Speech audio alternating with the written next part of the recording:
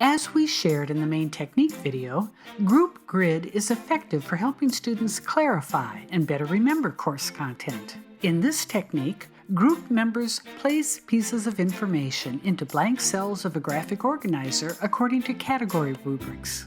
Here is how you can implement Group Grid in your online class. Create a blank grid and make a scrambled list of the items you want students to sort.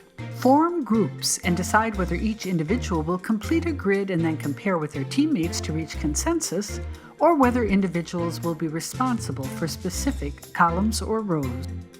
Create an assignment in your LMS and provide directions, expectations, the grid template, and list of the scrambled terms in the instructions. Once completed, have students scan or take a picture of their completed group grid and upload it as an assignment. Group Grid is a flexible technique that can be used for many different purposes, such as a framework for gathering and sorting ideas for discussion, writing, or research. It helps students develop sorting skills while deepening understanding of a concept.